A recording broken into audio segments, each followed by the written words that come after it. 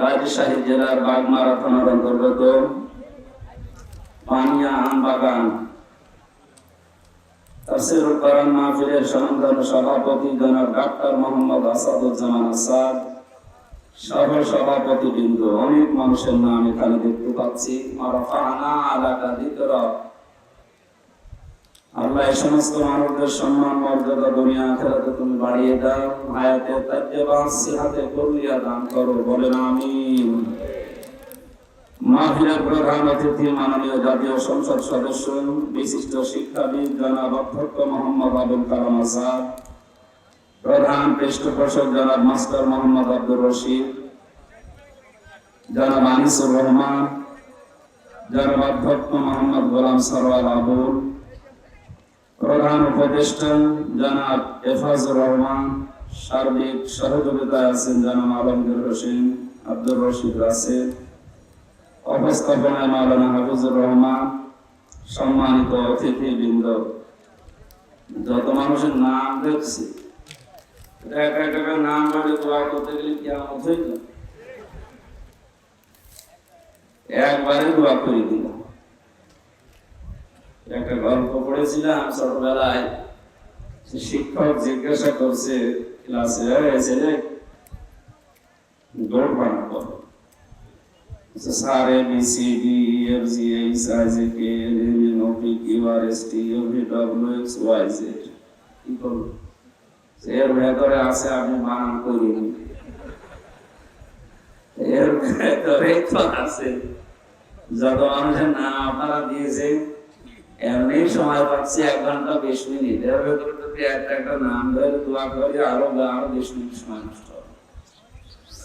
আমরা একবারে এই সম্মানিত অতিথিদের জন্য দোয়া করলাম, আল্লাহ যেন তাদেরকে হায়াতে তাজ্জাবান সিহাতে কুল্লিয়া জান্নাতি মানুষ হওয়ার কাজ করার তৌফিক দেন, আমিন।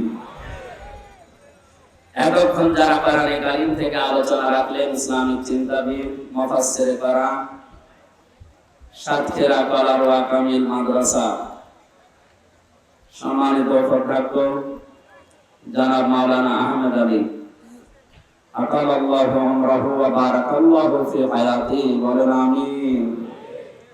আলোচনা রেখেছেন রাজশাহীর সন্তান হাফেজ মাওলানা আব্দুর রশিদ, জনাব মাওলানা আবুল কালাম আজাদ ভাই সহ অন্যান্য উলামায়ে কেরাম, সামনে বসা মুসলমান ভাইরা, পর্দার আড়ালের সম্মানিত মা এবং বোনেরা, প্রশাসনের ভাইরা, প্রান্তীয় রাজশাহীবাসী, দল মত নির্বিশেষে প্রচন্ড গরমে কোরআন শোনার জন্য যে আগ্রহ আকাঙ্ক্ষা আল্লাহ আমাদেরকে দেখানোর তৌফিক দিলে, এই আকাঙ্ক্ষা যেন কোরআনের জন্য কবুল করে।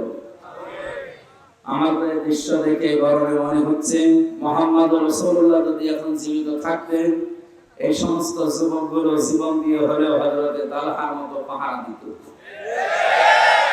আল্লাহ যেন কিয়ামতে হযরতে তালহার সাথে আপনাদেরকে হাজির করে দেন ময়দানে মাহশারে, বলেন আমিন। কোরআনের জন্য যে আল্লাহ আমাদেরকে নিয়ে আসলেন, বলছে আলহামদুলিল্লাহ। দরুদ আর সালাম পড়ছে আমাদের নবী মুহাম্মদ রাসূলুল্লাহ সাল্লাল্লাহু আলাইহি ওয়াসাল্লামের প্রতি। গতকাল দিনের বেলা বামাইল যে মাদ্রাসায় আসর থেকে মাগরিব পর্যন্ত কথা বলেছিলাম, ওখানে জাহান্নামে যাওয়ার যে বর্ণনা বলেছিল আমরা একটা করে বলছিলাম। তবে ভবানীগঞ্জ নাকি ছিল যেন মাঝগ্রাম, ওখানে বলেছিলাম 27 প্রকার মানুষকে আল্লাহ পৃথিবীতে সবচাইতে বেশি ঘৃণা করেন। আমরা সামারাইজ করে আজকে ইনশাআল্লাহ 7টা বলার চেষ্টা করবো কোরআন থেকে। অন্তত এই 27 প্রকার বা 7 প্রকার মানুষের ভেতরে যেন আমরা না থাকি। যদি এরকম কোনো কাজ কারবারে থাকি, নিজেদেরকে এখনই থামাবো, ওখান থেকে ফিরিয়ে নিয়ে আসবো। আল্লাহ তাদেরকে ভালোবাসে, 4 প্রকার মানুষকে, তাদের ভেতরে আমরা গণ্য হওয়ার চেষ্টা চালাবো ইনশাআল্লাহ। কোরআনে কারীমের সবচেয়ে বড় সূরা সূরা বাকারা। কোন সূরা? বলেন বলেন। এই সূরার 286টা আয়াত আছে, 40টা রূপ আছে, মাত্র একটা আয়াত পড়েছি, আয়াতের নাম্বার 190। এই আয়াত থেকে শুরু করব। আমরা 27 টাকা পর্যন্ত যদি যেতে পারি ভালো, না পারলে যতক্ষণ যাওয়া যায় আযান পর্যন্ত মাগরিবে। আল্লাহ আমাদেরকে যেন তৌফিক ভিক্ষা দেন, বলেন আমিন। কোরআন সূরা থেকে আলোচনা করতে হলে, যেহেতু এখানে উপাধ্যক্ষ আছে, অন্যান্য আলেম ওলামা আছে, তাফসীর করার জন্য যে সমস্ত নিয়ম নীতিগুলো আছে, উসুলে তাফসীরের মূল নীতি 13টা। তার এক নম্বরে কোন আয়াত থেকে যদি জনগণের সামনে কথা বলতে হয়, আব্দুল্লাহ ইবনে মাসউদ রাদিয়াল্লাহু তাআলা আনহু তিনি তাফসীরে কাবীরে তাফসীর করার জন্য যে সমস্ত নিয়ম নীতি দিয়েছেন, তার ভেতর অন্যতম 5টা। এক নম্বরে কোরআনের ওই আয়াতটা শুদ্ধভাবে তেলাওয়াত করে মানুষকে আগে শোনানো, আমরা পড়েছি নাকি? দ্বিতীয় নম্বর, যে ভাষায় কথা বলে তার মাতৃভাষায় আয়াতের অর্থ মানুষকে আগে জানানো, সরল অর্থ আমরা করব ইনশাআল্লাহ। 3 নম্বরে আয়াতের প্রেক্ষাপট, ঐতিহাসিক যে নিয়ম নীতি আছে, শানে নজরুল বলে আমরা যারা জানি, এই কথাটা আগে মানুষকে জানানো যে কেন আল্লাহ আয়াত নাযিল করেছিল। 4 নম্বরে আয়াতের বাস্তব ব্যাখ্যা তুলে ধরা লাগবে। মানধাত আমলে কি হয়েছে ওগুলো বাদ দিয়ে এখন কি দরকার এই আয়াত থেকে, সেইগুলো আমরা গবেষণা করে চিন্তা ভাবনা করে বের করে কথা বলার চেষ্টা করব। 5 নম্বরে আয়াতের মূল শিক্ষাটা নিয়ে বাড়ি যাওয়া। এই 5টা এখান থেকে আজকে নেব ইনশাআল্লাহ। জবান খুলে, শয়তান যদি আশপাশে থাকেও, কোরআন পড়ার আগে যেহেতু আউযু বিল্লাহি মিনাশ শাইতানির রাজিম পড়া লাগে, এটা নফল, সুন্নাত না ফরজ? বলেন ওয়াজিব। এটা কোরআনে কারীম পড়ার আগে আউযু বিল্লাহ পড়তে হবে, মাস্ট বি, না পড়লে আপনার গুনাহ হবে। নামাজ পড়ার আগে আউযু বিল্লাহ পড়া লাগবে, না তো নামাজ হবে না, এমন কথা আছে? নেই। রোজা রাখার আগে কেউ যদি আউযু বিল্লাহ না পড়ে রোজা হবে না, আছে? তো কোরআন পড়ার আগে কেউ যদি আউযু বিল্লাহ না পড়ে ওর গুনাহ হবে। বলেন কেমন কঠিন বিষয় এটা। ফাইদা ক্বারাআতাল কুরআনা ফাসতাঈদ বিল্লাহি মিনাশ শাইতানির রাজিম। আল্লাহ পাক বলেন, হে নবী, আপনি যখন কোরআন তেলাওয়াত করা আরম্ভ করবেন তখন আল্লাহর কাছে শয়তান থেকে আশ্রয় চান। মুফাসসিরিন ইকরাম এই আয়াতের ব্যাখ্যা করতে গিয়ে লিখেছেন, পৃথিবীর কোন ইবাদতে শয়তান মানুষকে এত ধোঁকা দেয় না, কোরআনের কাছে আসলে যত ধোঁকা দেয়। কারণ শয়তান জানে কোরআন যদি মানুষের কাছে আসে আর মানুষ যদি কোরআন বোঝার চেষ্টা চালায়, আমি শয়তানি করার জায়গা পাবো না।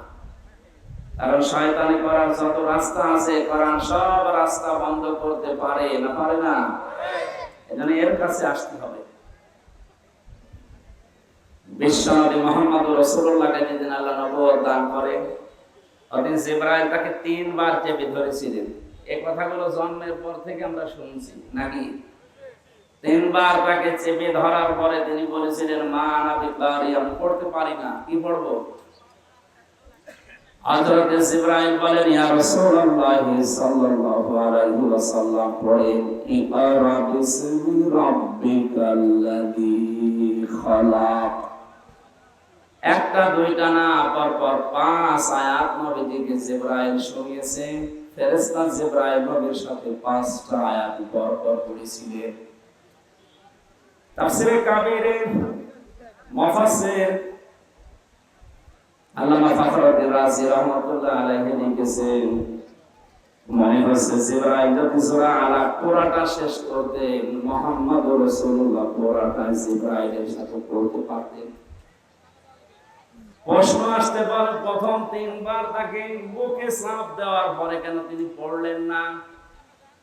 3 বার তাকে বুকে চাপ দিয়েছিলেন, 3 বার বললেন, আমি কি পড়বো, আমি পড়তে জানি না। কেন বললেন? ঠিক এই ব্যাখ্যায় লেখা আছে, এটা নবীজি জানাতে চেয়েছেন, ভাই জিবরাইল, এতক্ষণ পর্যন্ত আপনি বলছিলেন পড়েন পড়েন পড়েন, কি পড়বো? আপনি যখন বললেন বিসমি রাব্বিকা, ওই রবের নামে পড়েন, আল্লাযী খালাক, যিনি আপনাকে বানিয়েছেন, তখন আমি পড়া আরম্ভ করেছি। কারণ রব ছাড়া অন্য কারো নামে আমি পড়তে পারি না। রব ছাড়া কোন নামে আমি পড়তেই পারি না, এটা আমার বিবেকে মেনে নেয় না। এটা দিয়ে বিশ্বনবী নবুয়ত পাওয়ার প্রথম দিন তার উম্মতদেরকে শিক্ষা দিতে চেয়েছিলেন, আমার উম্মতেরা কিয়ামত পর্যন্ত যারা তোমরা দুনিয়ায় একটা একটা করে যাবে, রব নাম ছাড়া অন্য কোন নামে তোমরা পড়বা না। কারণ রবের নাম বাদ দিয়ে অন্য কোন নামে যদি কেউ লেখাপড়া আরম্ভ করে, শিক্ষায় শিক্ষিত হয় মনে হচ্ছে, কিন্তু দেখতে মনে হবে কাজ কারবার লোকটা জানোয়ার হয়ে গেছে। কথার অর্থ বোঝার চেষ্টা করেন। আমি এই চোখে দেখেছি, বিশ্ববিদ্যালয়ে ক্লাস চলছে, ছাত্র শিক্ষককে জুতা দিয়ে পিটাচ্ছে আর বলছে শালা করে মেরেই ফেলবো। শিক্ষক শেষ পর্যন্ত হাত জোড় করে বলছে, বাবা আমার ছেড়ে দিয়ে আর ক্লাস নিব না, না বলে ফেলবো। আমি সিটের কথা বলেছিলাম, আমাকে সিট দিলি না করে মেরেই ফেলবো। এটা ছাত্র, এটা কি, এটা ক্লাস চলছে একটা, আপনারা কি কবরস্থানে আছে? মানে জীবিত মানুষের মতো জবাব দেবেন যে বললাম এটা কি ছাত্র, বলেন। আমি চোখে এইটাও দেখেছি, শিক্ষক অজু করছে, ছাত্র পানি ঢেলে দিচ্ছে, অথচ ছাত্রর বয়স আগেরটার বয়স 24 বছর আর পরেরটার বয়স 7 বছর। ছাত্র তো দুইটাই, ওইটাও ছাত্র এইটাও ছাত্র। এটা কোরআনের স্পর্শ পাওয়ার কারণে এখনো কোরআন পড়তেই পারে নাই, কেবল বিসমিল্লাহির রহমানির রহিম বলে কোরআন আরম্ভ করেছে। এই কারণে কোরআনে কারীম তাকে মানুষের মতো মানুষ বানিয়ে দিচ্ছে। আর এটার কাছে কোরআন নেই, মাস্টার্স হয়ে যাচ্ছে, ওটা জানোয়ার হয়ে গেছে। ওরা যদি না বোঝার ভান করে থাকেন, আমি কিন্তু এখন বন্ধ করে দেব, বুঝতেছেন? কোরআন মানুষকে কোন জায়গায় পৌঁছিয়ে দেয়, আর কোরআন না থাকলে মানুষ কোথায় পৌঁছায়? বিশ্বনবীকে এই জন্যই আল্লাহ পাক জানিয়েছেন, হে নবী আপনি পড়েন, কিন্তু আপনার রবের নামে পড়েন। নবীজি উম্মতদেরকে এইটাই শিক্ষা দিয়েছিলেন যে পড়তে চাও জিবরাইল, আমি প্রথমেই যদি জানতাম যে রবের নামে পড়া লাগবে, তোমার তিনবার বলা লাগতো না, আমি প্রথমেই আরম্ভ করে দিতাম। তুমি প্রথমেই খালি বলেছো ইকরা ইকরা ইকরা, পড়ো। কি পড়বো? তুমি তো নাম বলবা যে রবের নামে পড়ো। এদেশের যারা শিক্ষা ব্যবস্থায় আছেন, এই তাফসীর মাহফিল থেকে 18 কোটি মুসলমানের পক্ষ নিয়ে আমি আমির হামজা বলছি, যারা দায়িত্বে আছেন আল্লাহর নামে পড়ার ব্যবস্থা আরম্ভ করে, তাহলে মানুষ হব আমরা। আল্লাহর নাম বাদ দিয়ে ওই বানরের নাম নিয়ে, সিম্পাদের নাম নিয়ে, সিম্পাজের নাম নিয়ে যদি পড়া আরম্ভ হয়, শিক্ষিত হবে কিন্তু মানুষ হবে না, জানোয়ার হয়ে যাবে। বলেন তো, যে ছেলেটা মাস্টার্স পাস করার পর কয়েকদিন বিসিএস পরীক্ষা দিয়ে টিকবে, এরপরে দুনিয়ার কোন চেয়ারে বসবে, এই লোকটা, যে লোকটা ক্লাসে স্যান্ডেল দিয়ে শিক্ষক পিটাতে পারে, একটা সিট দেয়নি এই কারণে, সে লোকটা যদি কোন চেয়ার পায়, ও কি করবে? চেয়ারের অবস্থা বলে। নবীজি জানিয়েছেন, মান কারাল কুরআনা, যে ব্যক্তি কোরআন পড়বে, ফাসতাজহারাহু, এবং কোরআনকে ইজহার করবে। ইজহার মানে, ইজহার শব্দের শাব্দিক অর্থ হচ্ছে প্রকাশ করা, স্পষ্ট করা, দাঁড় করানো। 99টা অর্থ আছে ইজহারের।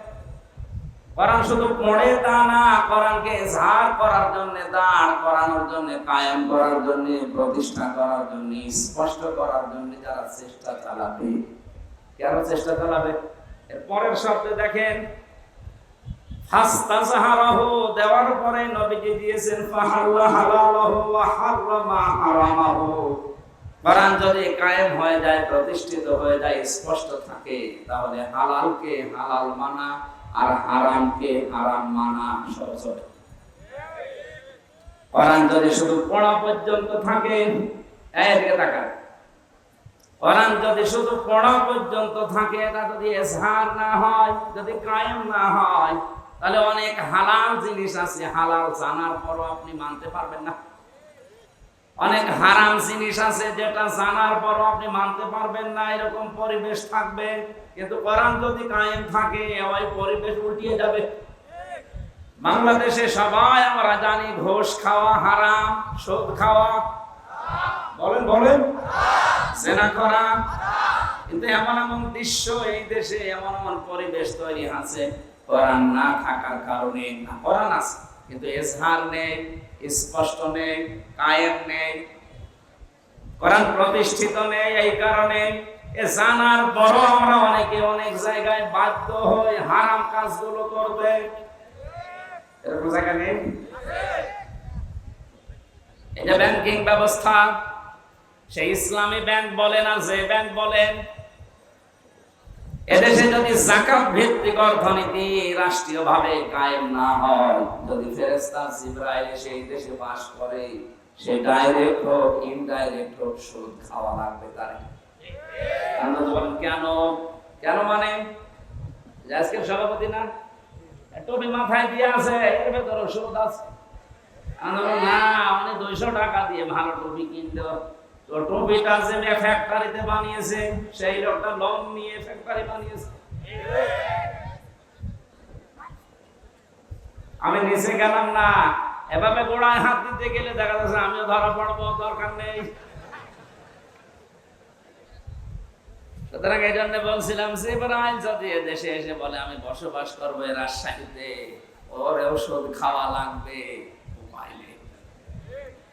উপায় নেই। কারণ কি? কারণ কোরআনে দেশে খালি পড়া আছে, ইজহার নেই। কি নেই?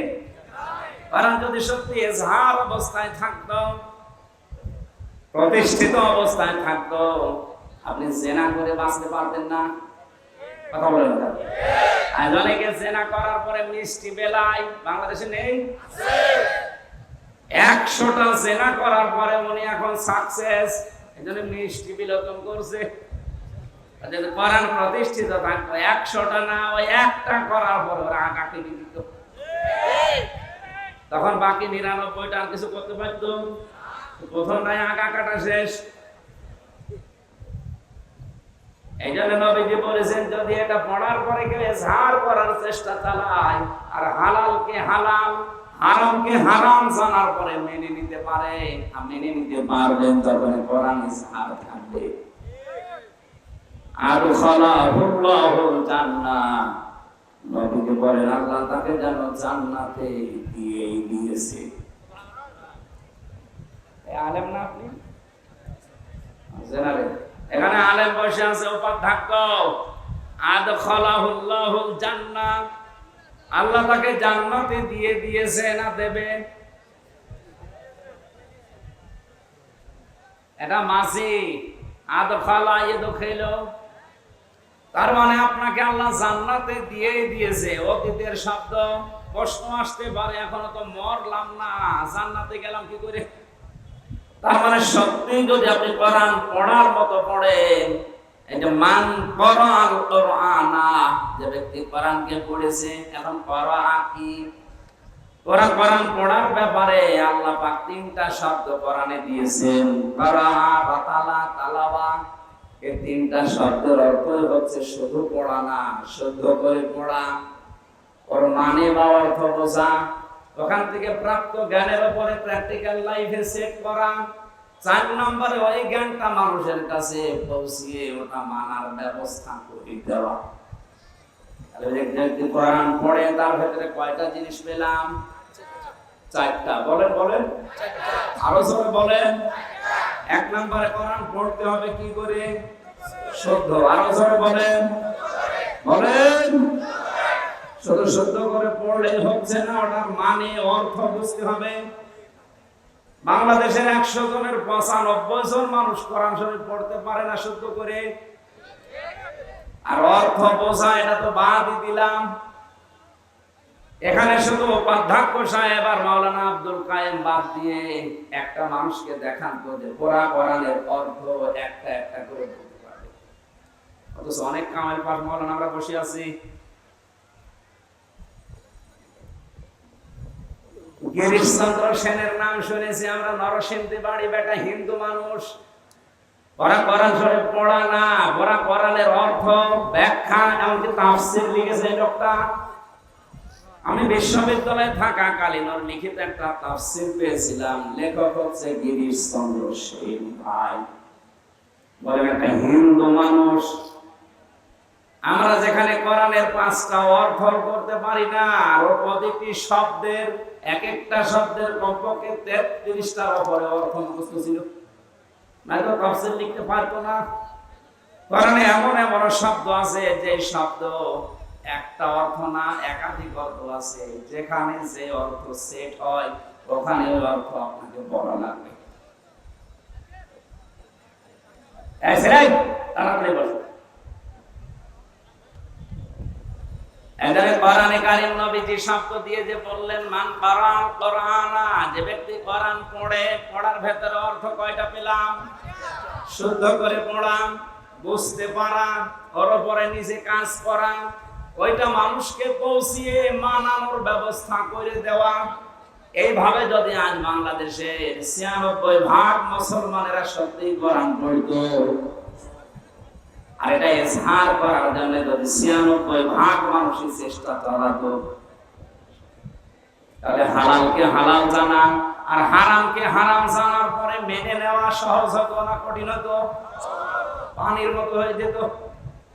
আজ আমরা এগুলো করি না, অনেকে শুধু পড়ার লাইনে আছি, এটা বোঝার মতো মন মানসিকতা নেই, মানবে সে চেষ্টা তো নেই, এটা যে মানুষকে মানাতে হবে এই চেষ্টাও আমাদের নেই। এজন্য কোরআন পড়ছে ঠিক, কিন্তু হালালকে হালাল জানার পরে আমরা মেনে নেওয়ার মতো ভাস পাচ্ছি না, এই পরিবেশ নেই। মানতে গেলে আপনি বিপদে পড়বেন। কোরআন যে দেশে ইজহার আছে, ওখানে মানতে গেলে বিপদে না আরো পুরস্কৃত হওয়া যায়।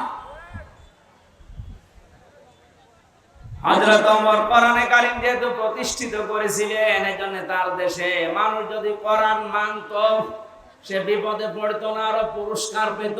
সুবহানাল্লাহ বলতে পারবেন? তিনি বক্তব্য দিচ্ছিলেন, হঠাৎ করে মানুষের হক কি এই বিষয়ে কথা বলতে বলতে আলোচনা তিনি বন্ধ করতে বললেন। এক মুসল্লি এরকম একজন লোক ডাক দিয়ে বলে, খলিফা আপনার বয়ান বন্ধ করেন, আপনার ওয়াজ বন্ধ হওয়া লাগবে। কেন?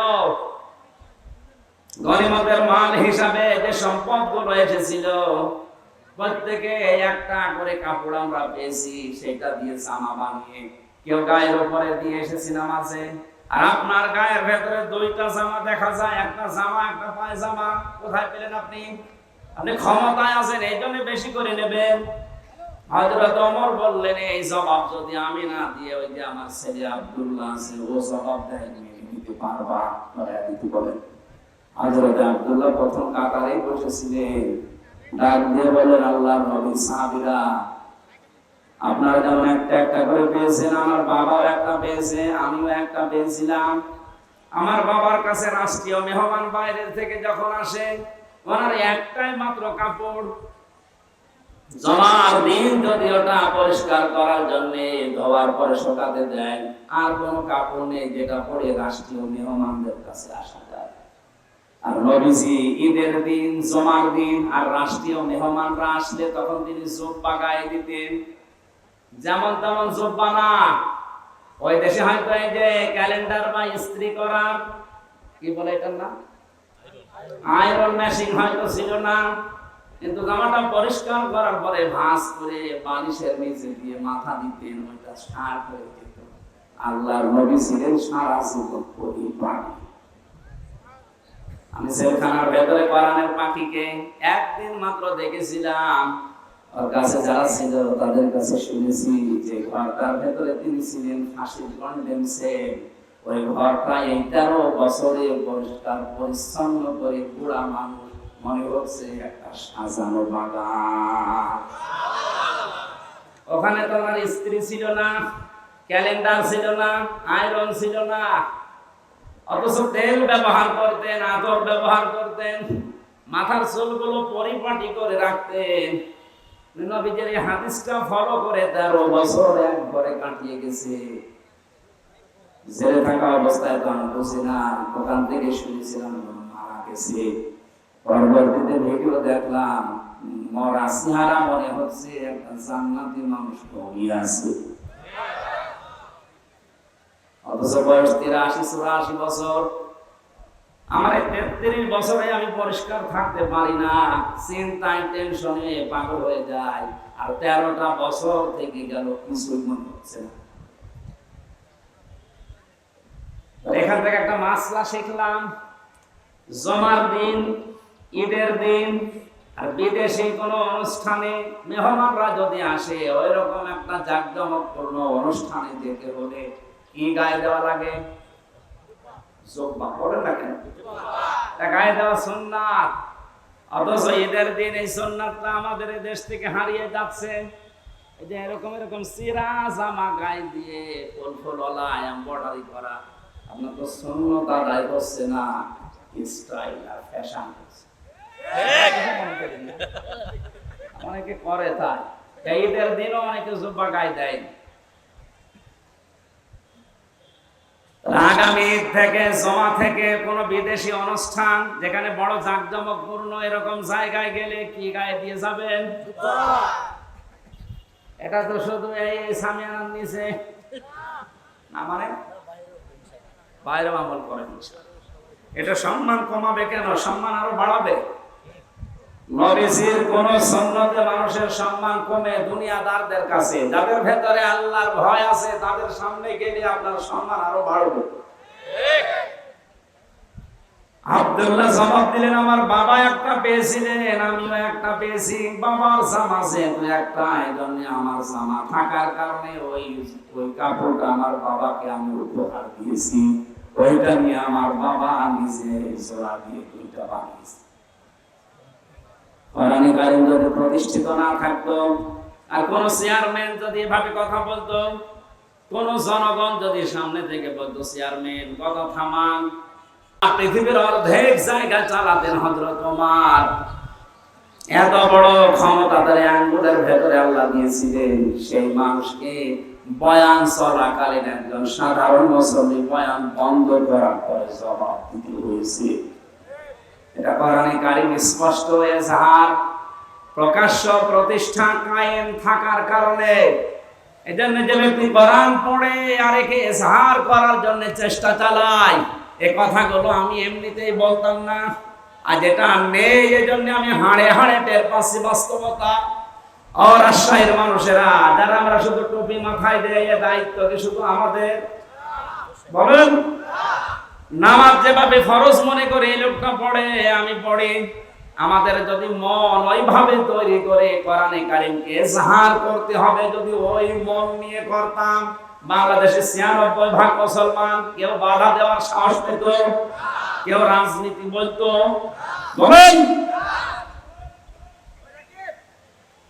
এই জন্য আমাদের উচিত হবে আমরা কোরআনকে শুধু পড়বো না, এটা আমরা দাঁড় করানোর চেষ্টা চালাবো। নামাজ যেভাবে পড়ি, রোজা যেভাবে রাখি, হজ যেভাবে ভরসা করে করে আসি, কোরআন কি করে বাংলাদেশে কায়েম হয় আমরা ওইটা করব।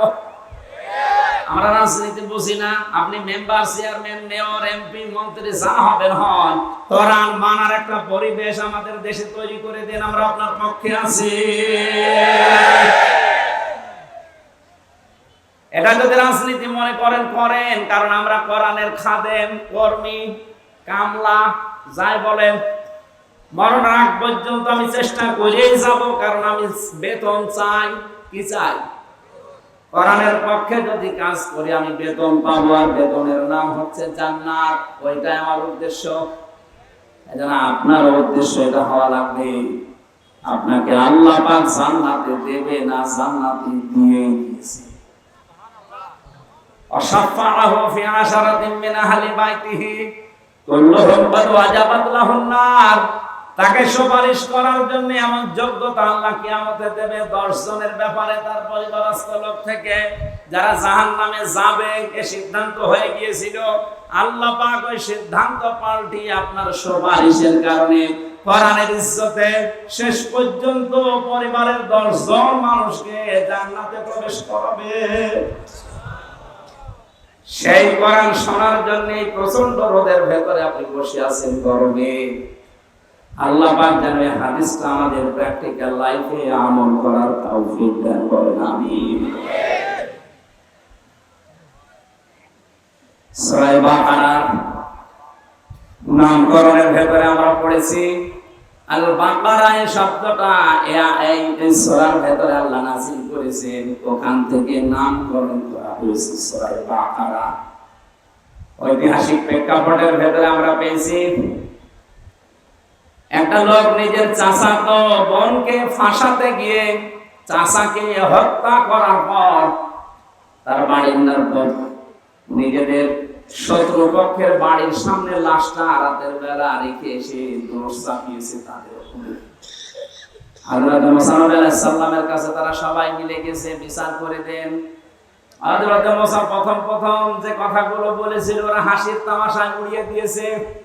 তিনি প্রথমে বলেছিলেন গরু জবাই করো, এটা যদি জবাই করে তারা ফেলতো তাহলে আর প্রশ্ন আসতো না।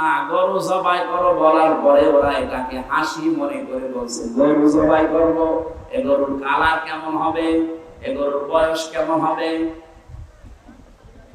আল্লাহ রাব্বুল আলামিন তাদের এই কথা শোনার পরে অবান্তর প্রশ্নগুলো করার পরে এমন শর্ত জুড়ে দিয়েছে শেষ পর্যন্ত গরু পাওয়া যায় না। এখানে একটা মাসলা বের হয়, আলেমদের কাছে কোনো কিছু জিজ্ঞাসা করার পরে যদি সহজভাবে জবাব দিয়ে দেয় বারবার আপনি পেছাবেন না। কথা বুঝতেছেন? বারবার যদি পেছাতে থাকেন ওইটা কিন্তু কঠিন হয়ে যাবে। এখানে তালাকের একটা মাসলা এসেছিল আজকে। যেহেতু দুইটা মত আছে, 4 ইমাম একমত দিয়েছে, অন্যান্য ইমামরা আরেকটা মতে আছে। হ্যাঁ, ওই মত আমরা মানি না কিন্তু শ্রদ্ধা করি। আহলে সুন্নাত ওয়াল জামাত আমরা যারা মেনে চলি, অনুসারী যারা, তারা জানি বা বুঝি বা এই ফতোয়ায় দেয় যে এক জায়গায় 3 তালাক দিলে তালাক হয়ে যাবে, সে রাগের মাথায় দেন আর এমনিতে দেন। অন্যান্য ইমাম যারা ফিকার আছে তারা বলেছে না, বিশেষ করে আহলে হাদিস দাবি করে যারা, সালাফদেরকে মেনে চলে কথা যারা বলে, ওনারা মত মানে ওনারা বলতে চায় এক জায়গায় 100 বার দিলে, এমনকি 29 দিন 30 দিন যদি একাধারে কেউ তালাক তালাক তালাক বলতে থাকে, ওরা 30 দিন মিলে হবে একটা মত আছে। আপনি মানলে ওটা মান, অসুবিধা। আহলে সুন্নাত ওয়াল জামাতের মত 4 ইমামের যে এক জায়গায় যদি রাগের মাথায় আর আনন্দে যেভাবে হোক 3 বার কেউ বলে ওর মত রাখবে। আমার মাসলা বলার উদ্দেশ্য না এখানে, উদ্দেশ্য আছে কোনো বিষয় জানার পরে আপনার যেটা সহজ হয় এটা আপনি মেনে নিয়ে জীবন চালান, অসুবিধা নেই, কিন্তু বারবার আপনি পেছাবেন না কোনো জিনিস। মুসা নবীর জামানায় এই লোকগুলো বারবার পেছিয়েছে। প্রথমেই যদি গরুটা জবাই করতো তাহলে মিটে যেত ছাতা। বারবার বলছে গরুর বয়স কেমন হবে, রং কেমন হবে, এ গরু কি খাবে। বারবার প্রশ্ন করার পরে মুসা নবী আল্লাহকে বলে, আল্লাহ একটা একটা করে কঠিন জিনিস দেয়। শেষে বলেছে গরু বয়স হবে মাঝারি, রং হবে হালকা হলুদ। তো খুঁজেই পাওয়া যায় না শেষ পর্যন্ত। পাওয়া তো গেছে এক বুড়ির গরু পাওয়া গেছে। সবাই টাকা পয়সা কালেকশন করে গরুটা জবাই করার পরে যখন গোশতটা ওই মৃত মানুষের লাশের উপরে লাগিয়েছে, মৃত মানুষ থেকে কথা বের হয়েছে, হ্যাঁ আমাকে হত্যা করেছে আমার নিজের আপন ভাইয়ের ছেলে, আমার ভাতিজা। শত্রুপক্ষকে ঘায়েল করার জন্য, তাদেরকে দুর্বল করার জন্য এই কাজ করেছে। আপনি এখান থেকে কি বুঝলেন? শুধু ঘটনা শুনে হ্যাঁ করে আছেন কেন? কিছু নিয়ে যাওয়া লাগবে এখান থেকে। নিজে অন্যায় করার পর নিরপরাধ কোন ব্যক্তি, কোন জাতি, কোন গোষ্ঠী, কোন দলের উপরে দোষটা যদি চাপিয়ে দেন, আজ হোক কাল হোক ওইটা কিন্তু প্রকাশ হবে। যদিও এই দেশে হয় না। 2 দিন আগে সিএম কাদেরের বক্তব্য শোনেননি? 1 মিনিট 37 সেকেন্ড উনি বক্তব্য দিয়েছে, সব ফাঁস হয়ে গেছে। সত্য যা বলেছে কথাটা একেবারে খাপের খাপ, মমতাজের বাপ। আমি নাম নিলাম না তাই, বাস্তবে এটাই। নিজে অন্যায় করছে না, নিজে জুলুম করছেন। আর একটা নিরপরাধ ব্যক্তি, গোষ্ঠী, দল, জাতি তার উপরে দোষটা চাপিয়ে নিজে মনে করছেন আমার কিছু হবে না, আরে উপরে বসে উনি তো আর ক্ষীর খাচ্ছে না, ওই সব দেখতেছে। ওয়ালা তাহসাবান্নাল্লাহা গাফিলান আম্মা ইয়া'মালুস সালিহুন ইন্নামা ইউআখিরুহুম লিয়াউমিন তাশখাসু ফীহি আবসার। সূরা ইব্রাহিম 13 নম্বর পারা 19 নম্বর পৃষ্ঠা 12 নম্বর লাইনের 42 নম্বর আয়াতে আছে। এটা ফি জিলালিল কোরআন তাফসিরে পাবেন। আল্লাহ পাক বলেন, হে নবী, আপনি কি মনে করেন যে জালেমদের সম্পর্কে আমি গাফেল, কিছু মনে রাখি না, কিছু খোঁজ রাখি না? কে বলেছে? সবচাইতে বেশি নজর আমার জালেমদের দিকে। যেদিন চক্ষু উল্টিয়ে যাবে, ইন্নামা ইউআখিরুহুম লিয়াউমিন তাশখাস ফীহিল আবসার। মানুষের যেদিন দিক দাঁড়া হারিয়ে যাবে, চোখ উল্টানোর মতো হবে, এই দিন পর্যন্ত ওদেরকে আমি একটু ছাড় দিয়েছি। সুতরাং জালেম যারা আছেন, নিজের নফসের উপরে, পরিবারের উপরে, সমাজের উপরে, জনগণের উপরে জুলুম করছেন, থামেন আপনি। আপনাকে আল্লাহ ছাড় দিয়েছে, ছেড়ে দেবে না। কোরআনে কারিমের সবচেয়ে ভয়ঙ্কর আয়াত আমার কাছে সূরা শুরা 25 নম্বর পারা 6 নম্বর পৃষ্ঠা 12 নম্বর লাইনের 42 নম্বর আয়াতটা মনে হয় আমার কাছে।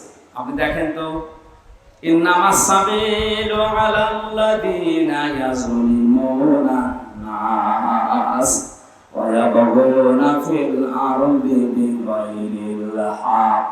এটা আখির আয়াত।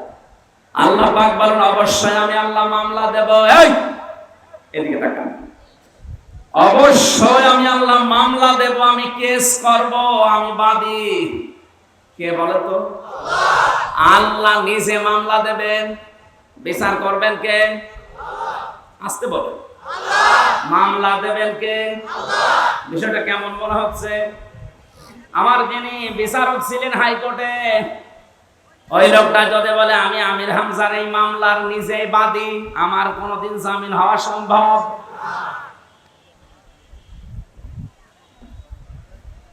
আরে ভাই, আমি তো 3 বছর থেকে আসলাম অন্য কারণে। আমার যদি এরকম কোন সাধারণ মানুষ মামলার বাদী হতো, ওর মুখ বন্ধ করার জন্য 5 লাখ, 10 লাখ, 50 লাখ টাকা মুখের উপরে মেরে মুখটা বন্ধ করে দিতাম। মামলার বাদী তো এরকম সলিমদ্দি কলিমদ্দি না। মামলার বাদী একেবারে সরাসরি জিবরাইল। এজন্য ওরে টাকা খাওয়িয়ে কাজ নেই। যে মামলার বাদী যত বড় হয়, বিচার তত ঝামেলা। কি আজকে বাংলাদেশে কারো বিরুদ্ধে যদি প্রধানমন্ত্রী নিজে মামলা করে, ওইটা তো ছোটখাটো। আল্লাহ বলেন, আমি মামলার বাদী। কাদের? ইয়াজলিমুনা নাস। ইয়াজলিমুনা এটা মুজারে, বর্তমান ভবিষ্যৎ, প্রেজেন্ট ফিউচার। এখানে ইয়াজলিমুনা আল মুসলিমুনা নেই, ইয়াজলিমুনা নাস। যারা মানুষ হয়ে মানুষের উপরে জুলুম করে, তাদের অধিকার নষ্ট করে, আল্লাহ বলেন আমি নিজে তাদের মামলার বাদী, আমি নিজে মামলা করব। বাংলাদেশে আয়াতটা মিলিয়ে দেখেন, 100 জনের আমার মনে হয় 95 জন এখন আল্লাহর মামলার আসামি। আমরাও। আমার তো আয়াতটা পড়ার পরে ভয় হচ্ছে, এটা আল্লাহবাদী কেস। এখানে যদি পুলিশ এসে কোনো কাজ করে, আপনি যদি বাধা দেন, তাহলে কেস হবে পুলিশবাদী কেস। এক কথা বলছেন না কেন? আল্লাহর কাছে বাধা এটা, কারণ মানুষ আল্লাহর, এই মানুষের উপরে জুলুম করলে মামলা দেবে কে? আল্লাহ। এটা কি বাদী কেস? আল্লাহবাদী কেস। কি বাদী? বাংলাদেশে হাজার হাজার মানুষ এখন আল্লাহবাদী কেসের আসামি। বিচারপতি যদি বলে আমি তোর মামলার বাদী, তুই আর জামিন কিয়ামতের আগে পাবি না, আল্লাহ নিজে মামলার বাদী, বলেন আপনাকে কোন বাবা জামিন দেবে? বলেন। আপনি তো আশা করে আছেন না আমি বড় পীরের মুরিদ, ও পীরের কি হবে? ও তো আসামি। ও আসামি না? আর আমার কোরআন পড়ার পরে যতটুকু ধারণা, বিশ্বাস জন্মিয়েছে, কিয়ামতের দিন সূরা আবাসার তাফসিরে আছে, প্রথমে মানুষের কাছ থেকে তার ভাই পালিয়ে যাবে। তার মা পালাবে, তার বাবা পালাবে, তার বউ পালাবে, তার সন্তানাদি পালাবে, তার আশপাশের লোক যারা ছিল তাকে সাহায্য করত, আশ্রয় দিত, তার ফাসিলাতি হিল্লাতি তুরবি, এরা পালিয়ে যাবে। এমনকি তার নেতা নেত্রী যাদের নাম করে দুনিয়ায় নিরাপদ মনে করত, এরাও পালাবে। এবার বলেন যে 7 প্রকার মানুষের নাম বললাম, বিপদে পড়লে ভাই, স্ত্রী, সন্তান, মা, বাবা, নিজের আশপাশের লোক, গোষ্ঠী, জাতি, দলের লোক, এরা আগে আসে, এরা দূরে যায়। আর কোরআন বলছে মরণের পরে এরা আগে ভাগবে। তাহলে আপনার এই কথা, কোরআনের বিশ্বাস যদি জন্মায় যে এটা সত্য কথা, বিশ্বাস করতে পারেন কিয়ামতে অনেক পীর বলবে আল্লাহ আমি পীরই ছিলাম না। ও যে আমার মুরিদ দাবি করছে, আমি তো পীরই ছিলাম না, আমি সাধারণ হামজা। কিসের পীর? ওরে আমি মুরিদ পাবো কোথায়? সুতরাং এই ধান্দায় যারা আছেন যে দুই পীরের মুরিদ, দুইজন শুধু হাত ধরে এইভাবে মারবে আর জান্নাতে যেয়ে পড়বেন, জান্নাত না জাহান্নামে পড়বে। কারো উপরে ভরসা করে লাভ আছে না। যাদের নাম আল্লাহ দিলেন এরাই যদি পালায়, পীর সাহেব বললাম না, বলবে আল্লাহ আমি পীর ছিলাম না, তুমি অন্য কিছু করো। আমরা যেন আল্লাহর মামলার আসামি হয়ে না যায়, খুব ভয়ঙ্কর জিনিস এটা। আল্লাহ রাব্বুল আলামিন সূরা বাকারার ভেতরে নামকরণে গুরুত্বপূর্ণ এই শিক্ষাটা আমাদের দিতে চাইলেন। নিজে অন্যায় করে যদি নিরপরাধ কোনো মানুষকে ফাঁসিয়ে দেন, মনে করছেন এই দলের লোক, এই গোষ্ঠী, এই জাতি, এই লোকটাই যাতে যারা সাপোর্ট করে তারা বিপদে পড়ে যাবে না। উনি তো বসে বসে ঘাস কাটতেছে না, উনি সব দেখছে। আসমাউ ওয়া আরা, আমি সব দেখছি, আমি সব শুনছি। মুসা নবীকে যেই দিন ফেরাউনের সামনে হযরতে মুসাকে আল্লাহ লাগিয়ে দেন, যে লাগেন, ওরা যখন বড় বড় যেসব সাপ বানিয়ে, বিচ্ছু বানিয়ে ফেলছিল, মুসা নবী মানুষ হিসাবে ভয় পেয়ে গিয়েছিল। আল্লাহ বললেন না, ভয় পেও না, চিন্তা করো না, আমি দেখছি এবং আমি শুনছি। ময়দানে ফেরাউনের সামনে তোমারে নামিয়ে আমি বসে বসে আরশে তামসা দেখছি না, আমি আছি। সে আল্লাহ এখন কি দুর্বল? উনি দেখতে পাচ্ছে না? আমার বিশ্বাস 100 ভাগ উনি দেখছেন এবং শুনছে। জালেমদেরকে শুধু ছাড় দিয়েছে, কিন্তু ছেড়ে দেবে না। ইন্না বাদশা রাব্বিকা লাশাদীদ, আমার ধরা বড় শক্ত ধরা, এমনিতেই কিছু বলি না, কিন্তু যদি ধরি ওরে আর ছাড়ি না। আল্লাহর ধরার আগে আপনি যেন নিজে সংশোধন হয়ে যান, এই জন্য আজকের মাহফিল। আজকে সূরা বাকারার নামকরণে কি পেলাম? নিজে অন্যায় কাজ করে কোন নিরপরাধ ব্যক্তি, গোষ্ঠী, জাতি, দলের উপরে যদি চাপিয়ে নিজে মনে করেন আমি নিরাপদ হয়ে গেলাম, পারবেন না। যে কোনো কায়দায় সত্যের কাঁটি নড়বেই, আপনাকে আল্লাহ ধরাবে। বিশ্বাস কোরআনে করেন তো? আল্লাহ তাআলা সূরা বাকারা থেকে এই শিক্ষাটা নিয়ে আমাদের প্র্যাকটিক্যালি আমল করার তৌফিক দিন, আমিন। 190 নম্বর আয়াত থেকে আমরা পড়েছি, আল্লাহ রাব্বুল আলামিন বলেন কাতিলু, তোমরা লড়াই করো। শব্দটা শুনলেই যেন মনে হচ্ছে আল্লাহ মনে হয় মারামারির পক্ষে। আপনি জিজ্ঞেস করেন তো, যারা বাংলা পড়তে পারে বলেন কাতিলু, তোমরা সবাই মিলে লড়াই করো। কাতালা ইউকাতিলু মুকাতালাতান, এটা ভাবে মুফাআলা, এর বাংলা অর্থ হচ্ছে পরস্পর লড়াই করা, পরস্পর মুখোমুখি লড়াই করা, মারামারি করা। তাহলে আল্লাহ মারামারির পক্ষে। ফালাম তাকতুলুহুম ওয়ালাকিন্নাল্লাহা কাতালাহুম, সূরা আনফালের ভেতরে আল্লাহ জানিয়েছেন, এরা 17 নম্বর আয়াত, হে নবী আপনি তো এই কাফেরদেরকে হত্যা করেননি, বরং আমি আল্লাহ নিজে তাদেরকে হত্যা করেছি। ওমা রামাইতা ইয রামাইতা ওয়ালাকিন্নাল্লাহা রামা, ওই যে বালি নিক্ষেপ করেছিলেন ওটা আপনি নিক্ষেপ করেননি, ওটা শুধু সামনে আপনি ফিকে মেরেছিলেন। বাকি প্রত্যেকের চোখের উপরে পৌঁছিয়ে দেওয়ার দায়িত্ব পালন করেছি আমি, আল্লাহর কুদরত। এই সমস্ত আয়াতগুলো দ্বারা বোঝা যায় আল্লাহ মারামারির পক্ষে। কেন এই শব্দটা দিয়ে আল্লাহ আয়াত শুরু করলেন? বিশ্বে যদি আপনি শক্ত হতে দাঁড়াতে না পারেন, এরকম শক্তি সামর্থ্য যদি তৈরি করতে না পারেন, বিড়াল পর্যন্ত আপনার দিকে বড় চোখ করে তাকাবে। আপনি একটু ঘুরে দাঁড়ান, একটু শক্ত হন, পেছনের শক্তি সঞ্চয় করেন। কোরআনে কারীম জানিয়েছে, হে নবী, ওরা ইসলাম ধ্বংস করার জন্য যেইগুলো হাতে নেয় উল্টিয়ে ওইটা আপনি ইসলামের পক্ষে কাজে লাগাতে দাঁড় করান।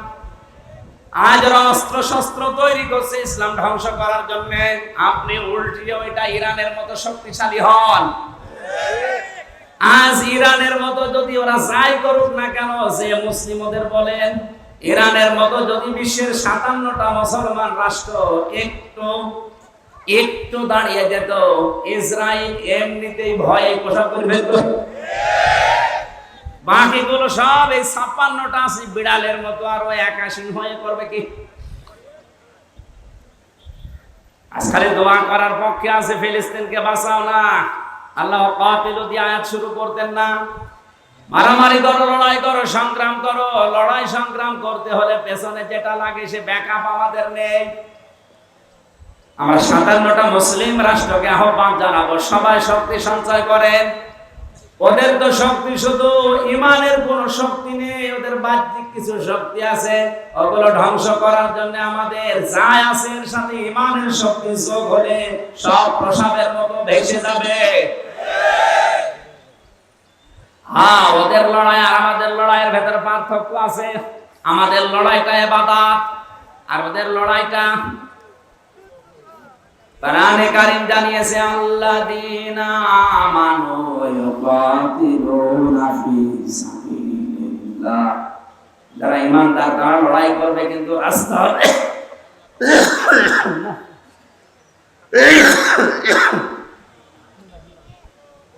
ধোলা ঢুকতেছে তো আমার এমনিতেই সমস্যা, ধোলা আসলে কাশি। দাড়ি সাদা, আমি সাদা হয়ে যাচ্ছি। দিনের বেলায় আর মাহফিল দেবেন না ভাই, গরমের সময় দরকার হয়, দরকার নেই, 1 বছর পরে নেই। যে গরু দিয়ে চাষ করে খাবে না, গরুই শুধু বুঝিস চাষ করবেন কি? কষ্ট হয়ে যাচ্ছে আসলে। আল্লাযীনা কাফারু ইউকাতিলুনা ফি সাবিলিত তাগুত, যারা কাফের তারা লড়াই করবে, সংগ্রাম করবে, মিছিল করবে, মিটিং করবে। তাদেরও কাজ কারবার হবে, কি হবে? তাদের কাজটা হবে তাগুতের রাস্তায়, শয়তানের রাস্তায়। ফাকাতিলু আউলিয়া শাইতান, তোমরা লড়াই করার জন্য প্রস্তুতি নাও শয়তানের অনুচরদের বিরুদ্ধে। ইন্না কায়দাশ শাইতানি কানা দাঈফা, শয়তানের যত চক্রান্ত সব একেবারেই দুর্বল। শুধু দুর্বল না, দাঈফ না, দাঈফা, একালি টান দিয়েছেন আল্লাহ। শয়তানের যত চক্রান্ত আছে সবগুলো একেবারেই দুর্বল, মাকড়সার জালের চাইতেও দুর্বল। জোরে বলেন সুবহানাল্লাহ।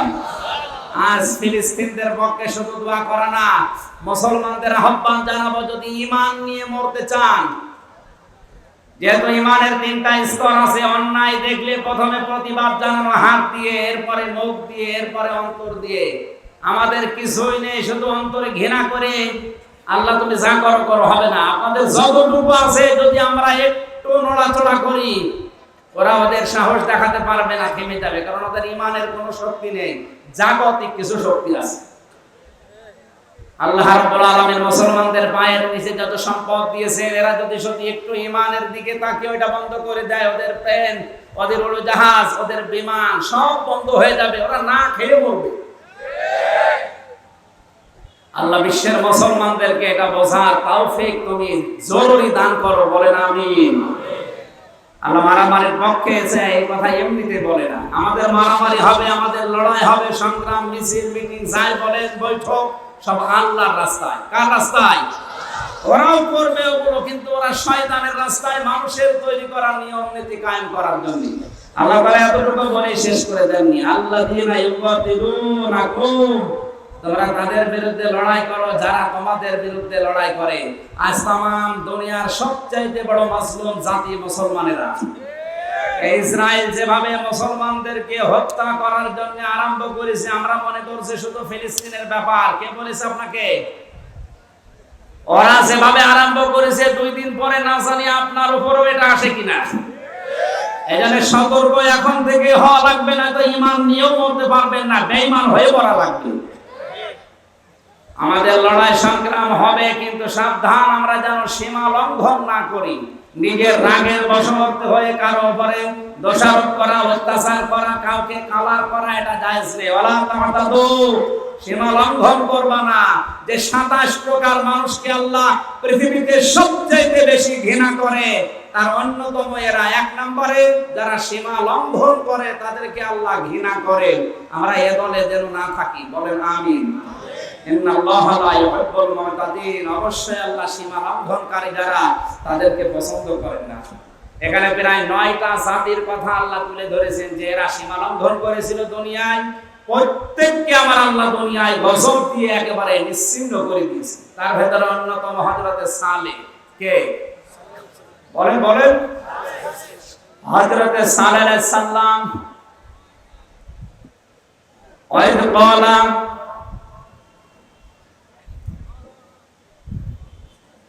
কোরআনে কারিমের সূরা আনআমের আরাফের সূরা আরাফের ভেতরে আল্লাহ ঘোষণা দিয়েছেন তাদের বিরুদ্ধে।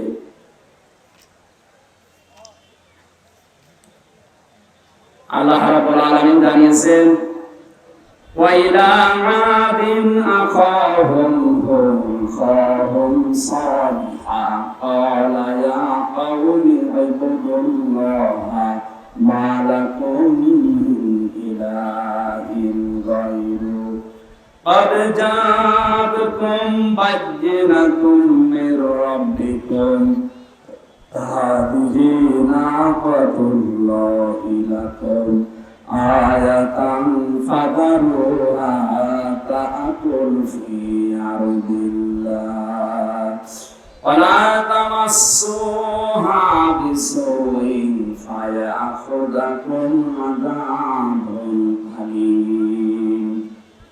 সূরা আরাফের 73 নম্বর আয়াতে আল্লাহ বলেন, আমি যখন সামুদ জাতির নিকটে তার ভাই হযরতে সালেহ আলাইহিস সালামকে পাঠিয়েছিলাম, হযরতে সালেহ তার জাতির কাছে এসে বলেছিল, আল্লাহর ইবাদত করো, তার সাথে কাউকে শরীক করবে না। অবশ্যই তার পক্ষ থেকে তোমাদের কাছে স্পষ্ট দলিল আর প্রমাণ নিয়ে আমি এসেছি। হাদিহি নাকাতুল্লাহ, তার ভিতরে অন্যতম এই যে আল্লাহর উষ্টি। আর হযরতে সালেহের কাছে মুজিজা দেখতে চেয়েছিল, যে বিশাল পাহাড়, পাহাড়ের পাদদেশে একেবারে চূড়ার উপরে যে পাথর আছে, ওই পাথরের ভেতর থেকে 10 মাসের গর্ভবতী একটা উটনি বের করে সেখান থেকে একটা বাচ্চা সহ নিয়ে আসো। আল্লাহ রাব্বুল আলামিনের নবী সালেহ সিজদা করে বলেছিলেন, মাবুদ তুমি আমাকে সাহায্য করো। শেষ পর্যন্ত আল্লাহ এই ব্যবস্থা করে পাহাড় থেকে উটটা পাঠিয়েছিলেন। ওটা যখন নেমে আসছিল, এটা তাফসীরে খাজিনের ভেতরে আছে, উটনি যখন 10 মাসের গর্ভবতী উটনি নেমে আসতেছে বাচ্চা সহ, হযরতে সালেহ ওটা দেখার পরে বললেন, হাদিহি নাকাতুল্লাহ, এটা আল্লাহর উষ্টি। আয়াতান, এটা নিদর্শন, ফাদারুহা, তাদেরকে ছেড়ে দাও, এদের দুইজনকে ধরবা না। তাকুল ফি আরদিল্লাহ, আল্লাহর জমিনে রেখে বেড়াবে, যা ইচ্ছা খাবে, যা ইচ্ছা পান করবে। এর কাছে কোনো খারাপ উদ্দেশ্য নিয়ে কেউ যেতে পারবা না। যদি যাও আল্লাহর কঠিন আযাব আসবে। এবার আমার শিক্ষা আয়াতে, আপনারা আছেন তো? তারা আল্লাহর নবীর কাছে মুজিজা চেয়েছিলেন, আল্লাহ পাক নবীর দরখাস্ত অনুযায়ী মুজিজা পাঠিয়েছিলেন। এই মুজিজার কাছে খারাপ উদ্দেশ্যে যাওয়া নিষেধ ছিল। মুজিজার যেখানে ইচ্ছা যাবে, যা ইচ্ছা খাবে। কিন্তু জাতির লোকেরা ভুল করেছিল এইটা, মুজিজা যেখানে ইচ্ছা যাবে, যা ইচ্ছা খাবে, খেতে তো দেয়নি, যেতে তো দেয়নি। আগে তার বাচ্চাটাকে মেরেছে, এরপরে উষ্টিটাকে মেরেছে। আল্লাহ রাব্বুল আলামিন বলেছিলেন, যেখানে যাবে, যেখানে খাবে, খারাপ উদ্দেশ্য নিয়ে আসবে না। এসেছিল আল্লাহ এই সীমা লঙ্ঘনের কারণে আযাব দিয়ে পুরো জাতিকে আল্লাহ ধ্বংস করে দুনিয়া ইতিহাস তৈরি করে রেখেছে। এটা আবার কোরআনে দিয়েছে খেলা করার জন্য, শিক্ষা নেওয়ার। সালেহ আলাইহিস সালামের যে মুজিজা উষ্টি, তার চাইতে আমাদের নবীর মুজিজা কোরআন দামি, কম না বেশি? বলেন বলেন।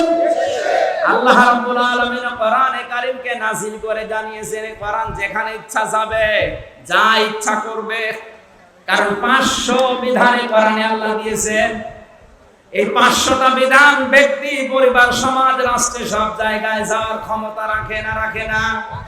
আজ আমরা যারা বাধা দিতে চাই যে না এখানে আসতে দেব না, এখানে আসতে দেব না, কোরআন শরীফ থাকবে শুধু এতিমখানায়, মসজিদে, খানকায়, মাদ্রাসায়, বাকি যে জায়গাগুলো আছে একটা জায়গায় আমরা কোরআন আসতে দেব না, আপনি বাধা দিচ্ছেন আল্লাহর আয়াতকে।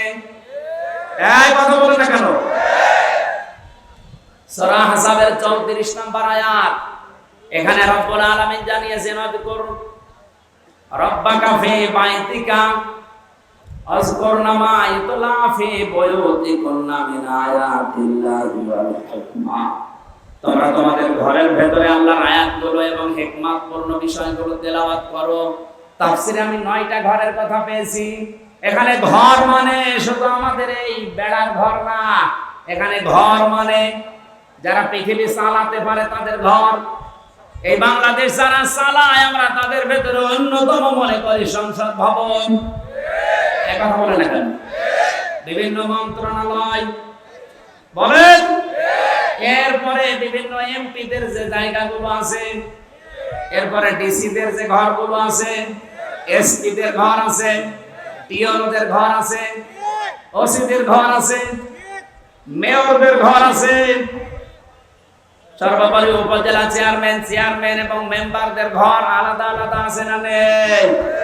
এই ঘরগুলোর ভেতরে যদি আল্লাহর আয়াতগুলো তেলাওয়াত হতো, আর যদি বুঝে বুঝে এই 1638 জন মানুষ পড়তে পারতো, এগুলো যদি প্র্যাকটিক্যালে চেক করে ফেলতো, আল্লাহর এই আয়াত, আল্লাহর নিদর্শন যেখানে যাওয়ার ইচ্ছা ছিল সেখানে চলে যেত। আমরা আজ করছি, ওরা যেমন সীমা লঙ্ঘন করে আল্লাহর আযাব নিয়ে এসেছিল, আমরা আল্লাহর আযাব এখন ডেকে নিয়ে আসতেছি।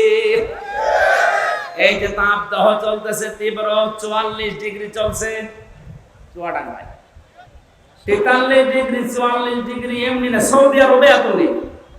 আমি তো কিছুদিন আগে সৌদি থেকে আসলাম, 27 ডিগ্রি 28 ডিগ্রি চলছিল, আর এখানে চলছে 44 45। এটা কি রহমত না গজব? যাহারাল ফাসাদু ফিল বাররি ওয়াল বাহরি বিমা কাসাবাত আইদিন নাস লিইউযিকাহুম বা'দাল্লাযী আমিলু লাআল্লাহুম ইয়ারজিউন। সূরা রুমের 41 নম্বর আয়াত। আল্লাহ তাআলা বলেন, জলে স্থলে যে বিপর্যয়গুলো দেখতে পাও একটাও আমি পাঠাই না, সব তোমাদের হাতের কামাই করা। সুতরাং আজ এই প্রচন্ড গরম এবং এই দুবাই যে অবস্থা হয়েছে, বিমানবন্দর পর্যন্ত ভেসে চলে গেছে, কোটি কোটি টাকার গাড়ি সব আল্লাহ নষ্ট করে দিয়েছে। উনি যদি ইচ্ছা করে বাংলাদেশকেও দাবিয়ে দিতে কয়েকদিন লাগতে পারে নাকি? এটা শুধু মুখে বলেন, একটু বিশ্বাসে নিয়ে ভেতরে ভয় তৈরি হয় না যে আল্লাহ আমাদেরকে তুমি তীব্র গরম যদি দিতে পারো, এই দেশটাকে 100 হাত মাটির নিচে ওই ডেড সি যেটা করেছিল লূত নবীর জামানায়, ওইটাও আল্লাহ করতে পারে না? কক্সবাজারের যে সমুদ্র সৈকত, যে পানির অবস্থা, আমার মনে হয় যদি 200 হাত উঁচু হয়ে পানি একবারে আসে, এই দেশ খুঁজে পাওয়া যাবে? আর আল্লাহ এখন ক্ষমতায় নেই তাই আমরা বিশ্বাস করছি না, ক্ষমতায় থাকলে ঠিকই বিশ্বাস করতাম। আল্লাহ বলেন, আমি এগুলো কেন দেয় মাঝে মাঝে, যে প্রচন্ড গরম, দুবাইয়ের এই বিমানবন্দর উড়িয়ে দেওয়া এমনি দিয়েছি এই কারণে মানুষ যেন একটু টের পায় যে তার হাতের কামাই করা বিষয়ের কি আযাব। এগুলো আমি মজা চাকতে দেই যেন ফিরে আসে, কিন্তু মানুষ তো ফিরে আসে না, আমাদের বৃদ্ধি আরো বাড়ে, বলে এগুলো প্রাকৃতিক দুর্যোগ। প্রাকৃতিক দুর্যোগ বলে কিছু নেই, সব আমাদের হাতের কামাই করা বস্তু। আল্লাহর এই আয়াত, আল্লাহর নিদর্শন, এই মুজিজা কোরআন, যেখানে ইচ্ছা যাবে, যা ইচ্ছা খাবে, যেখানে ইচ্ছা ব্যবহার হবে, এগুলো আমরা করতে দেইনি। সালেহ আলাইহিস সালামের জামানায় উটকে যেমন ওরা ক্ষতি করেছিল, আমরাও আজ বিভিন্ন জায়গায় ডাইরেক্ট ইনডাইরেক্ট কোরআনের ক্ষতি করেছি। আল্লাহ আমাদেরকে আযাব পাঠাচ্ছে এই কারণে আমরা কোরআনকে যেখানে যাওয়ার দরকার ওখানে পৌঁছিয়ে দেই। আমার জীবন উন্নত হবে, দেশেরও সমৃদ্ধি বাড়বে। দ্বিতীয় নম্বরে আল্লাহ দিয়েছেন হযরত সালেহ আলাইহিস সালামের পরে দিয়েছেন শুআয়ব আলাইহিস সালামের জামানার কিছু কথা। এগুলো এই যে 7টা বা 9টা জাতির কথা কোরআনে আল্লাহ তুলে দিলেন শিক্ষা নেওয়ার জন্য। শুআয়ব আলাইহিস সালামের জাতিকে আল্লাহ ধ্বংস করেছিলেন 2টা কারণে। কয়টা? আজকে আমি রাজশাহী শহরে বিমানবন্দরের পেছনে যেখানে জোয়ার নামাজ পড়িয়েছি ওখানে এই দুইটা বিষয় টাচ দিয়েছিলাম। শোয়েব আলাইহিস সালামের জাতিকে আল্লাহ ধ্বংস করেছিলেন কয়টা অপরাধের কারণে? সীমা লঙ্ঘন করেছিল তারা দুইটা বিষয়ে। এক নম্বরে ফাউফুল কাইলা ওয়াল মিজান ওয়ালা তাবখাসুন নাসা আশিয়াহুম ওয়ালা তুফসিদু ফিল আরদি বা'দা ইসলাহিহা। ওরা ওজনে কম বেশি করত। এ বাংলাদেশে তো নেই। ওজন মানে আপনি কি মনে করেন শুধু দাড়ি পাল্লায় যারা ওজন করে এই ওজন? না, এই যে আমি যে চেয়ারে বসে আছি এখানে ওজন আছে। কারণ আমি যা পড়ে এসেছিলাম, যা বলতার জন্য এসেছিলাম, আজ অনেকের কারণে এগুলো ডেলিভারি দিতে পারছি না, বলতে পারছি না। আমি নেওয়ার সময় তো ঠিকই লেখাপড়া করে নিয়েছিলাম, দেওয়ার সময় এখন আর ডেলিভারি দিতে পারছি না। আমিও ধ্বংসের ভেতরে আছি। আর আমাকে যারা এভাবে বাইন্ডিং দিয়েছে তারা নিরাপদে আছে। আপনিও ওজনে কম বেশি করছেন। আজ কলেজ, বিশ্ববিদ্যালয়, বিভিন্ন মাদ্রাসা, হাই স্কুলের শিক্ষক শিক্ষিকা যারা ক্লাসে দেওয়ার সময় আর ঠিক মতো দিতে চায় না, বলে প্রাইভেট পড়া লাগবে, কোচিং করা লাগবে। অথচ ওনারা কিন্তু শিক্ষা নেওয়ার সময় ভালোভাবেই শিক্ষা নিয়েছিল। আপনি নেওয়ার সময় তো বিভিন্ন জায়গায় শিক্ষা ভালোই নিলেন, দেওয়ার সময় এখন আর দিতে চান না, তখন প্রাইভেট পড়া লাগবে, কোচিং করা লাগবে। আপনি ওই লুম্বিল মুতাফফিফিনের ভেতরে শামিল। যারা নেওয়ার সময় বেশি নেয়, দেওয়ার সময় কম দেয়, এদের জন্য আল্লাহ বলেন এরা ধ্বংস হয়ে যাক। বলেন নাউজুবিল্লাহ। এইরকম সীমা লঙ্ঘন আমাদের দেশেও চলছে। ওজনে কম বেশি করা এটাও ধ্বংসের কারণ। এরকম 7টা বিষয় আমি সামারাইজ করেছি। যারা অশ্লীলতা ছড়ায়, যারা অপচয় করে, যারা এই পৃথিবীতে অশ্লীলতা ছড়াচ্ছে, অপচয় করছে, এবং যারা সবগুলো আমার নোটে মনে নেই এখন। 27টা বিষয় আমার পড়া ছিল। এই 27টা বিষয় যে মানুষগুলো দুনিয়াতে আঞ্জাম দেবে, করবে, তার অন্যতম সীমা লঙ্ঘন করা। এদেরকে আমার আল্লাহ নিজের পক্ষ থেকে জানিয়েছেন, আমি এদেরকে ভালোবাসি না, ঘৃণা করি, ঘৃণা করি, ঘৃণা করি। আল্লাহ আমাদেরকে জুলুম যে মানুষগুলো করবে, জুলুমকারী, তাদেরকে আল্লাহ পছন্দ করেন না। যারা ন্যায় বিচারের পরিবর্তে জেনে শুনে অবিচার করে তাদেরকে পছন্দ করেন না। সবগুলো আমার সিরিয়াল আকারে মনে নেই। আমরা আগামীতে কোনো জায়গায় যদি আসি, শীতকালে আমার নিয়ে আসেন, রাতের বেলা দেবেন। এইভাবে আমার কষ্ট হচ্ছে, আপনাদেরও বোঝার পরিবেশ থাকছে না। আমি বলেছিলাম যে দাম্পত্য জীবনের যে সমস্ত কলহ আছে, বিপদ আপদ আছে, মারামারি, ঝগড়া ঝাঁটি, এমনকি পরকীয়া, প্রেম, এটা মেটানোর কিছু পদ্ধতি আছে। এই নিয়ে যে বইগুলো লিখেছিলাম তার ভেতরে 1টা না 2টা বই এখানে আছে। এগুলো কিনে আপনার মেয়েকে, বউকে, বোনকে, মাকে, ফুফুকে উপহার দেবেন। ওদের অন্তত পারিবারিক জীবনে যে অশান্তি চলছে আমাদের, এই পরকীয়া, প্রেম সহ বিভিন্ন অশান্তি বন্ধ হয়ে আশা করছি শান্তি আসবে। প্রচন্ড গরম এবং আমার কণ্ঠ বসে যাচ্ছে, এই জন্য শেষ করে দিলাম। মোনাজাতের পরে বইটা নিয়ে বাড়িতে উপহার দেবেন। আল্লাহুম্মা আমিন। ربنا آتنا في الدنيا حسنة وفي الآخرة حسنة وقنا عذاب النار وادخلنا الجنة مع الأبرار। আয়না দ্বারা দিনের বেলা প্রচন্ড গরমে তীব্র তাপ তখন চলছে, মানুষ বাড়ি থেকে বের হওয়াই কঠিন। এরপরেও কোরআনে কারিমের আকর্ষণে তোমার যে বান্দা বান্দীগুলো আজকের এই ময়দানে এসে চাতক পাখির মতো তোমার ঘৃণিত বান্দাদের সম্পর্কে শুনছিল। আমরা একটা রকম বলেছি, যারা তোমার সীমা লঙ্ঘন করে তাদেরকে তুমি ঘৃণা করো। দুনিয়াতে কোনো বিষয়ে যেন আমরা সীমা অতিক্রম না করি, আমাদেরকে তুমি বাঁচাও। আজকের আলোচনার সবগুলো নবীজির রওজায় পৌঁছিয়ে দাও। দুনিয়ার মাটির নিচে যারা ঈমান নিয়ে ঘুমিয়ে গেল এদেরকে মাফ করে দাও। মা বাপ যারা হারিয়েছি আল্লাহ আমাদের মা বাপকে ক্ষমা করে দাও। রব্বুল আলামিন মাহফিলের সভাপতি, প্রধান অতিথি, সহ সভাপতি, বিশেষ অতিথি সহ যত মানুষ আমরা আমিন আমিন করছি, বিশেষ করে আমাদের প্রধান অতিথি মাননীয় এমপি অধ্যক্ষ আবুল কালাম আজাদ সহ যত মানুষের আমরা দোয়া চেয়েছি, আমাদের প্রত্যেকের জায়েজ মুনাজাতগুলো কবুল করে নাও। আমাদের তীব্র তাপ্ত থেকে বাঁচাও। তোমার রহমতের বৃষ্টি আমাদের উপরে নাযিল করে নিরাপত্তা, স্বস্তি, শান্তি ফিরিয়ে দাও। আমাদের অপরাধের কারণে এই গজবগুলো নাযিল হচ্ছে। আল্লাহ তাআলা আমাদের অপরাধগুলো তুমি আর দেখো না, এগুলো নিষ্কনে গাফফার নামের খাতিরে মাফ করে দাও। রহমতের বৃষ্টি তুমি দয়া করে নাযিল করে আমাদের স্বস্তি, শান্তি, নিরাপত্তা ফিরিয়ে দাও। পৃথিবী বড় গরম হয়ে গেছে আল্লাহ, আমাদের গরিব দেশে যদি 44 ডিগ্রি সেলসিয়াস হয় আমরা কোথায় যাব? তোমার রহমতের দিকে আজ হাজার লক্ষ বান্দারা বান্দিরা তাকিয়ে আছে। আমাদের জন্য এই পৃথিবীতে বহু সৃষ্টি এখন কষ্ট পাচ্ছে। আল্লাহ তাআলা অন্যান্য সৃষ্টির কি অপরাধ কি দোষ আমাদের গুনার কারণে তাদের শাস্তি দিও না। তোমার রহমত বরকতের বৃষ্টিগুলো দিয়ে তাদেরকে স্বস্তি ফিরিয়ে দাও।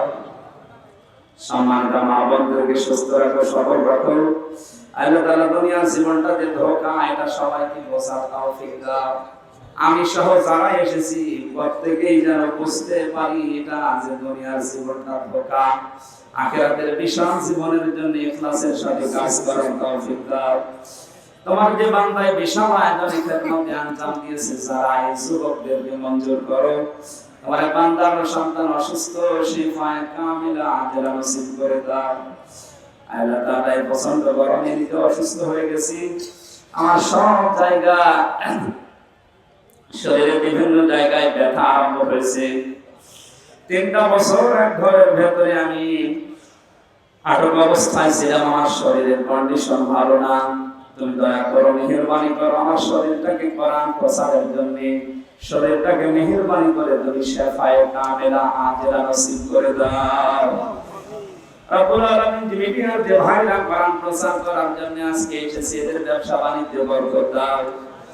অশ্লীলতা যে মানুষগুলো ছড়ায় তাদের বিরুদ্ধে এদেরকে জিহাদের ভূমিকা পালন করার সুযোগ দাও। এরা যেন কোরআন প্রচার করার জন্য হযরতে ওসমানের মতো এদের মিডিয়াগুলো কাজে লাগাতে পারে। বিশেষ করে রাজশাহী তাজিল সেন্টার আল্লাহ তাআলা কোরআনে কারীমের জন্য যে প্রচারে আঞ্জাম দিয়েছে খেদমতে, এটা তুমি মঞ্জুর করো। অনেকের নামও জানি না, যারা ইখলাসের সাথে কোরআন প্রচারে কাজ করে, কোরআনে কারীমকে সারা পৃথিবীতে পৌঁছিয়ে দেওয়ার জন্য যে মিডিয়ার ভাইরা কাজ করছে, এদেরকে তুমি বরকত দাও। এদের ইখলাসের ভেতরে বরকত দাও। এদেরকে হেদায়েত দান করো। শয়তানের ধোঁকা থেকে এদেরকে বাঁচাও। এদের ব্যবসা বাণিজ্য বরকত দাও। এদের পরিবারস্থ লোকদেরকে তুমি শিফায়ে কামিলা আজলা নিরাপত্তা দাও। কখন মরণ চলে আসে জানি না। আল্লাহ তাআলা এলাকা আসলে যারা ভালোবাসে, মাওলানা হাফিজুর রহমান, আব্দুর রশিদ সহ যত আলেমরা কোরআনের জন্য ছুটি আসে, আজকে যারা কথা বলেছে মাওলানা আহমেদ আলী, মাওলানা আবুল কালাম আসাদ সহ যত আলেম ওলামা এখানে বসে আছে, যার যত জনপ্রতিনিধি বসে আছে, প্রত্যেককে তোমার হাওলা করে দিলাম। যার যতটুকু যোগ্যতা আছে তাকে ওইভাবে কবুল করে দাও। আমার ছোট্ট মেয়েরা ফারিহা জান্নাত জান্নাতুল মাওয়াকে তুমি খাদিজার মতো, আয়েশার মতো, ফাতিমার মতো বানিয়ে দাও। রব্বানা হাব লানা মিন আজওয়াজিনা ওয়া যুররিয়াতিনা কুররাতা আয়ুনিন ওয়াজআলনা লিল মুত্তাকিনা ইমামা। আল্লাহুম্মা ইন্নী আসআলুকা শাহাদাতান ফি সাবিলিক। সারা জীবনের দোয়া আমার আল্লাহ, তুমি সাধারণ ভাবে মরণ দিও না, শাহাদাতের মরণ দিও। যেখানে 3টা বছর আমি একই দোয়া করেছি, আল্লাহুম্মা ইন্নী আসআলুকা শাহাদাতান ফি সাবিলিক ওয়া জাআল মাউতি ফি বালাদি রাসূলিক। আল্লাহ, আমি সাধারণ মরণ চাই না, শাহাদাতের মরণ চাই। মেহেরবানি করে আমাদের সবাইকে তুমি শাহাদাতের মরণ দিয়ে ধন্য করে দিও। কখন আজরাইল কার কাছে চলে আসে জানি না, যখনই আসবে তোমার এই কালামটা আমাদের মুখে জারি করে দিও। লা ইলাহা ইল্লাল্লাহু মুহাম্মাদুর রাসূলুল্লাহ। এখানে বইটা আছে, যাওয়ার সময় দিয়ে ছেলেরা মেয়েদেরকে দেবে, মেয়েরা ছেলেদেরকে দেবে। অবশ্যই কাজে লাগবে, অনেক তথ্য দেওয়া আছে এর ভেতরে। রাজশাহী তাজিল সেন্টার থেকে বইটা ছাপানো হয়, তাদের লাগে ওখান থেকে নিতে পারেন।